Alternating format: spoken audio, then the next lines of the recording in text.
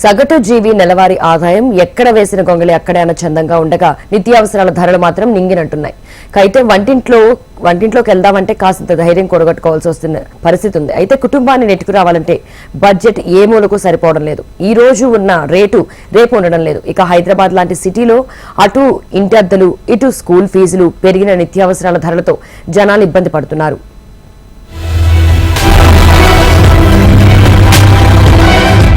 కిరాణా షాప్లో వారం క్రితం కొన్న సామాగ్రి రేటు మరో వారానికి మారిపోతుంది. ధరలు పెరగడమే తప్ప తగ్గే సూచనలు ఏమాత్రం కనిపించడం లేదు. పెరిగిన ధరలతో ఒక్కో కుటుంబంపై నెలకు 1000 నుంచి 1500 వరకు అదనపు భారం పడుతోంది. దీంతో సామాన్య మధ్యతరగతి ప్రజలు ఆర్థికంగా తీవ్ర ఇబ్బందులకు గురవుతున్నారు.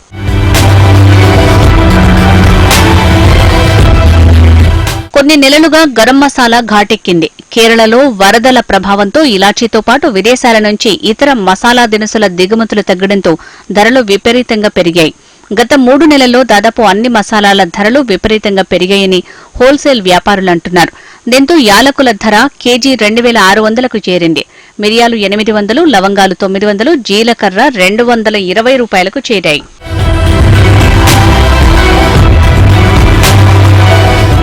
వెల్లుల్లి ధరలు కూడా విపరీతంగా పెరిగాయి. నగర మార్కెట్లకు సరఫరా తగ్గడంతో ప్రస్తుతం కిలో వెల్లుల్లి 480కి చేరింది.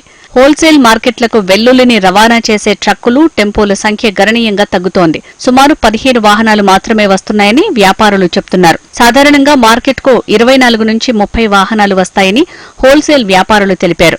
పర్యవసానంగా దాదాపు 40% వెల్లుల్లి సరఫరా తగ్గడమే ధరల పెరుగుదలకు ప్రధాన కారణమని మార్కెట్ అధికారులు చెబుతున్నారు. కామన్ పీపుల్ కి చాలా ఎక్స్పెన్సివ్ అవుతుంది. ఈవెన్ బిలో లో క్యాటర్ అయితే ఇంకా పాపం వాళ్ళకి అవసరం ఉంటుంది. ఎవ్రీడే వాళ్ళు దాంట్లోనే ఉంటారు. వాళ్ళైతే అసలు దాన్ని స్పెండ్ చేసుకోలేకపోతున్నారు. వాళ్ళు ఈ మూమెంట్లో అయితే తగ్గాలి, రేట్స్ అయితే కంపల్సరీ తగ్గాలి. చౌక అంటే ఒక ఉల్లిపాయలు, టమాటా తప్పించి మిగతా అన్ని అయితే చాలా ఖరీదుగా ఉన్నాయి. ఏంటంటే సామాన్య జనానికి అందుబాటులో లేని విధంగా ఉన్నాయి కూరగాయలు. ఇంకా వెల్లుల్లి సంగతి, అల్లం సంగతి చూస్తారా, అది 300 రూపాయలు కిలో వెల్లుల్లి. ఇది ఒక 80 రూపాయలు పైల చిలుక ఉంది. అల్లం కూడా అది ఈ రెండు లేనిది మన ఇంట్లో వంటకాలు అయితే కావు. అయినా సరే అవసరార్థం కొనాల్సి వస్తుంది, కానీ రేటు మాత్రం చాలా చాలా హై ఉంది. అన్వేరబుల్, ఇది తప్పదు, కొనక తప్పదు అన్నట్టు కొంటున్నాం అంతే. గతంలో ఎన్నడూ లేని విధంగా గ్రేటర్లో బియ్యం ధరలు రికార్డు స్థాయిలో పలుకుతున్నాయి. నాణ్యమైన సన్న బియ్యం కిలోకు 65 నుంచి 70కి పైగానే చెల్లించాల్సి వస్తోంది. డిమాండ్ కంటే ఎక్కువ బియ్యం మార్కెట్కు వచ్చినా ధరలు మాత్రం తగ్గటం లేదు. నగరంలో అన్ని కూరగాయలు కిలోకు 80 నుంచి 120 వరకు రిటైల్ మార్కెట్లో ధరలు పలుకుతున్నాయి. ఆశించిన స్థాయిలో దిగుబడులు లేకపోవడంతో రాజధాని అవసరాలకు సరిపడా కూరగాయలు, ఆకుకూరలు రావటం లేదు. దీంతో కూరగాయల ధరలకు రెక్కలొచ్చాయి.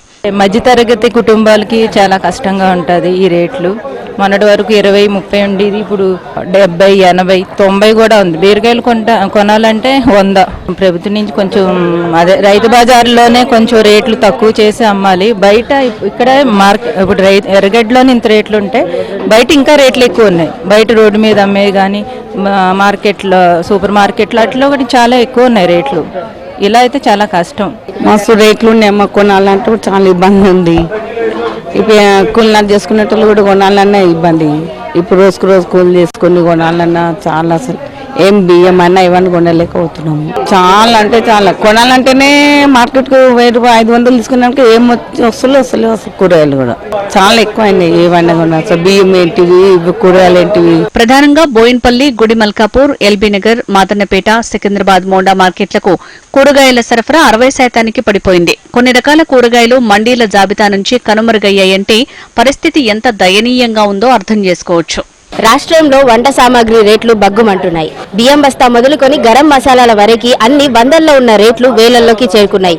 ఇవి ఇలాగే కొనసాగితే సామాన్యులు అసలు ఏమీ కొనలేమని బాధపడుతున్నారు. వీడియో జర్నలిస్ట్ నరేష్తో Gautami reporting from Hyderabad, HMTV.